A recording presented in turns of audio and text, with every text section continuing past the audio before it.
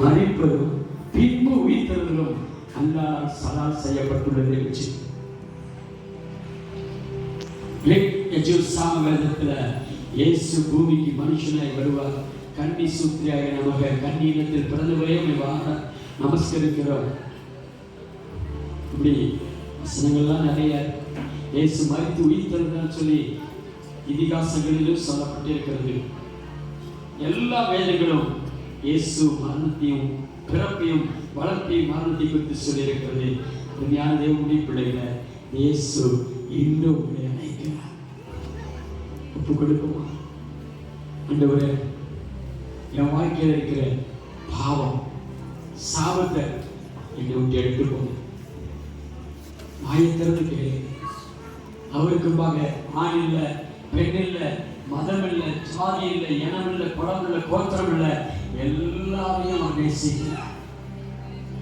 சர்வ லோகத்தின் பாவத்தை சுமந்து தீர்க்கிற தேவாட்டுக்குட்டியை நிச்சயமாக சொல்லியிருக்கிறார். இன்னைக்கு ஒப்பு கொடுக்கிறியா? என் உள்ளத்துல வாங்க, என் உள்ளத்துல வாங்க.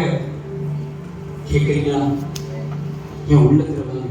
ஒருவேளை சமாதானம் இல்லாம இருக்கீங்களா? பல நெருக்கடி பிரச்சனைகளா? இயேசுவிடத்தில் சொல்லுங்க, இப்படிதான் நான் இருக்கிறேன்.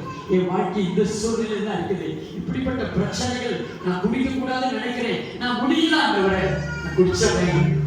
நான் செய்யக்கூடாதுன்னு நினைக்கிறேன், நான் செஞ்சேன் ஆண்டவரே. நான் பரிசுத்தமா வாழ நினைக்கிறேன், நான் முடியலப்பா.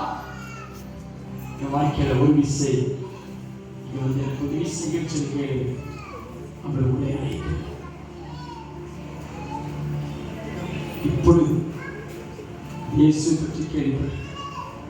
மாம்சத்தில் வந்து இயேசு மரித்தார், ஆவியிலே உயிர்த்தார், தேவதூதர்களால் காணப்பட்டார், மீண்டும் வரப்போகிற தேவனாய் இருக்கிறார். இந்த ஒப்பு கொடுக்கிறியா? அதை திறந்து சொல்லுங்க. ஜெபம் பண்ணுங்க.